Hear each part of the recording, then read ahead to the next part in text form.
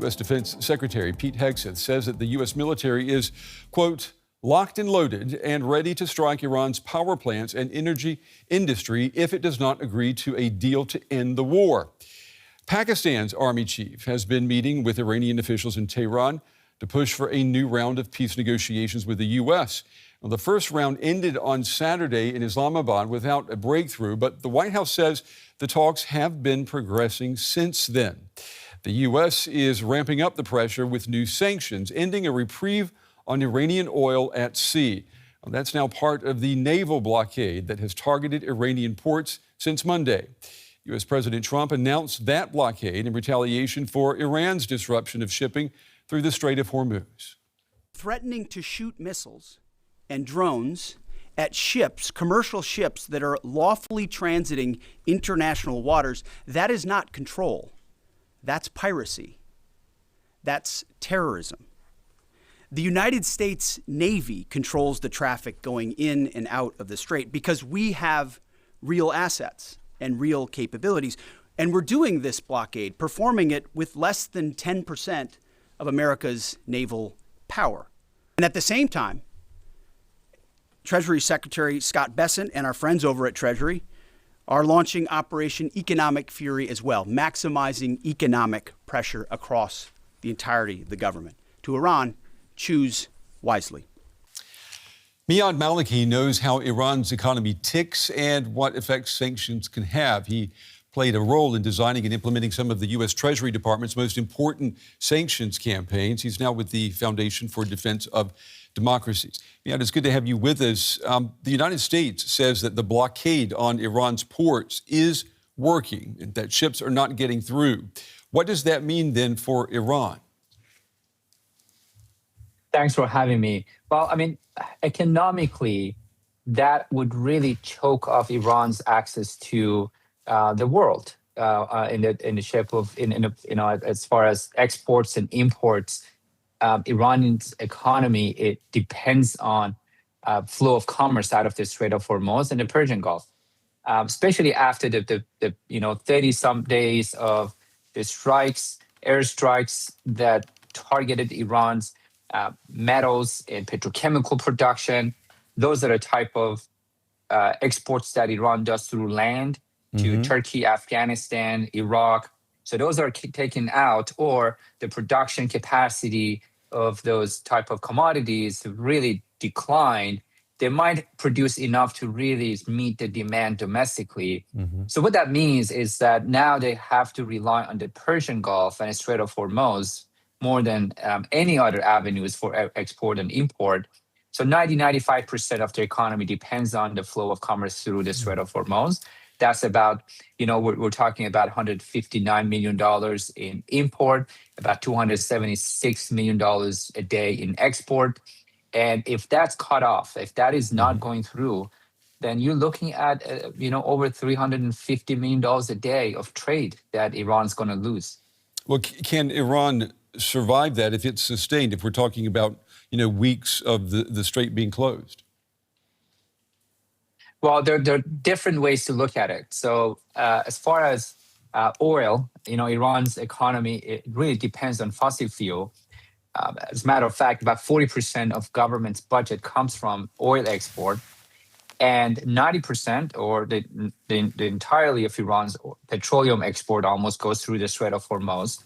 So if they're not exporting oil, if oil is not going out, they have probably not enough storage onshore for 13, 14 days to store oil and continue to extract oil. If they can't get the oil out and they run out of storage, they're going to have to drop the extraction rate, which is going to cause significant and permanent damage to their oil extraction capacity. And that means increasing unemployment, and the oil is not going out, it's not being sold. Revenue is not generated. Iran has historically, Iran hasn't been able to repatriate the revenue from the oil because of the U.S. economic sanctions targeting banks. The funds usually stay in bank accounts in China, where 90% of Iran oil goes to. And then Iran uses those funds to pay for import. So if there is no oil being sold to the Chinese, There's no money to pay for import, and blockade is blocking that anyways. So that's now it really comes down to how many days the Iranian government is going to be able to pay, let's say, employees salaries.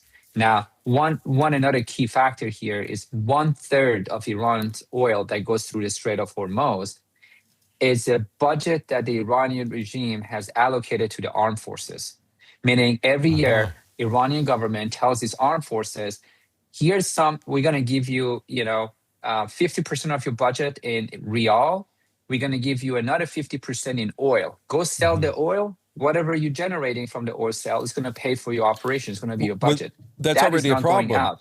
Isn't that already a problem now? I mean, I've read reports that there are families that want to sue the government, if you will, because soldiers are not being paid.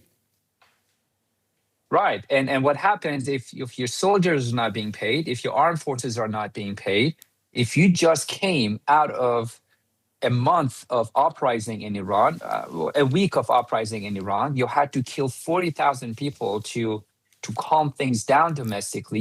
There's another one coming, especially given your state of economy after this blockade and airstrikes. And if you can't pay your armed forces and your law enforcement forces to crack down, then you're going to have a major problem. Yeah. What does all of this, in your opinion, tell us about the Trump administration strategy here? I mean, it says it wants to increase the pressure on Iran, but it's also about increasing the pressure on other countries to become more involved in this conflict. I mean, how do you square that circle? So I think I think the pressure you're referencing here is President Trump's intent to bring in, let's say, NATO or other allies and partners, naval capability to enforce the blockade more forcefully, but also allow the flow of non-Iranian commerce through the Strait of Hormuz. I think that's a part of this campaign. Would allow that would decrease the global the pressure on the global economy. That would then allow the U.S. government to continue with blockade much longer, because the more you have pressure on the global economy, it means really more pressure here in the U.S. and globally on the U.S. to really end the blockade. We heard today that the U.S. military will also target vessels that belong to Iran's so-called dark fleet. I want us to take a listen to the chairman of the Joint Chiefs of Staff, General Caine, speaking earlier. Take a listen. In addition to this blockade, the joint force, through operations and activities in other areas of responsibility, like the Pacific area of responsibility under the command of Admiral Paparo, will actively pursue any Iranian-flagged vessel or any vessel attempting to provide material support to Iran. This includes dark fleet vessels carrying Iranian oil.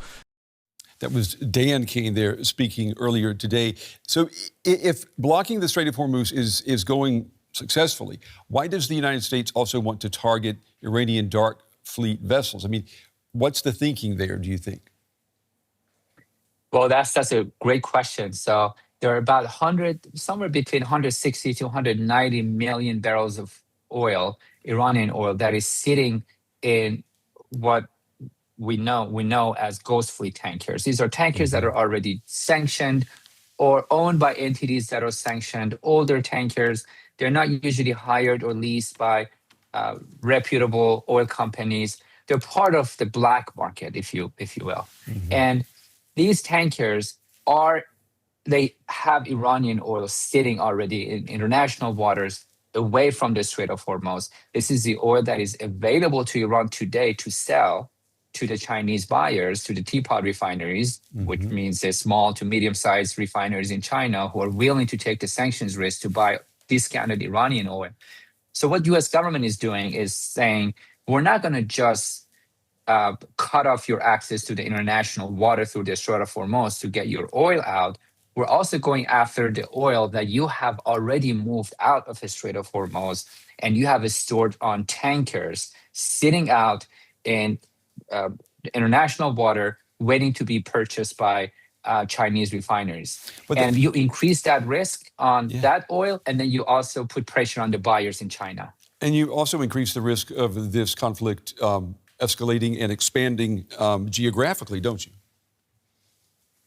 Well, I mean, if it really means U.S. naval boarding and seizure of these Ghost Fleet tankers, these Ghost Fleet tankers are not usually owned by major state entities. These are little tiny front companies, some of them larger, some of them they're in Iran. The owners are actually sitting in Iran, if not in Dubai and other places. But these are not major companies.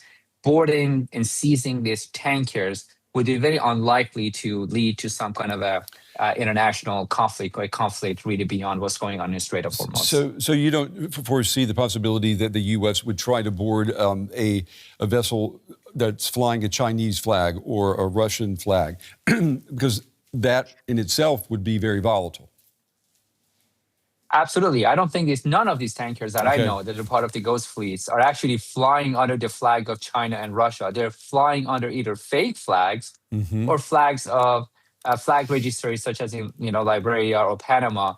And those jurisdictions are very quick to deflag them as soon as they realize that they're involved in sanctionable conduct. I know that the Chairman of the Joint Chiefs of Staff mentioned specifically oil, but he says that vessels providing material support to Iran will also be targeted. What do you think he means by material support? So that's more on the import side. So you have Iran trying to import some chemicals, some products that it needs. I would assume that these are not related to humanitarian trade because there are already exemptions in the blockade for humanitarian trade. So what I think is being referenced here are cargo ships that are bringing in, let's say, a type of chemicals that Iran uses for its missiles program, solid fuel for its missiles, parts that it needs to replenish its missiles and drone manufacturing, or parts that it needs to repair its refinery capacity, petrochemicals, petrochemical sites that have been targeted. So that's really on the cargo side, and those are mostly coming through cargo ships that are owned by Iran's own Islamic Republic shipping line. Let me ask you before we run out of time. I mean, do you think that the U.S. tactics that we see here, do you think that they will succeed in pushing Iran to agree to sign up to a deal that satisfies the U.S. leadership? I mean, is it even possible, as things stand now, for the Iranian regime to agree to any of the U.S.'s terms? That's a question that is very difficult to answer. I was in the U.S. government under Obama administration. Trump won. Biden administration, and left just recently under second Trump administration. I've seen these efforts to negotiate with the Iranian regime over and over, and what I've really come to really understand is that the Iranian regime's worst enemy is the Iranian regime. They've been offered really good deals in the past, and they walked away because they wanted to get something better. As a matter of fact, when they went to Pakistan this last weekend, given the state of economy, looking at the numbers, for a second, I thought they're going to go for a deal. They're going to just settle because they need the lifeline. They need to survive. Yet they managed to walk away thinking that they can get a better deal. So the 10 to 15, you hear different numbers, demands by U.S. government. If the Iranian regime accepts all 10 or all 15, then I would be happy to come back on your show and say there has been a regime change in Iran. Because those are points that if Iran accepts, then that would mean they have really changed the regime. So I think there would be some compromises that the U.S. government is going to have to make on the 10 points. I don't think Iran's going to make a compromise on the enrichment unless it's timed, like 5 years, 10 years. Support to terrorism and proxy groups. Iran has historically always said they don't support proxies and terrorist organizations because it's all done through black market and covertly. But the nuclear issue is one thing that both sides are going to have to show some compromises if they want to come to an agreement. Yeah, it's good to have you on the program. An excellent discussion. I think this will help to shape the narrative that is being given at the moment about this conflict. Thank you.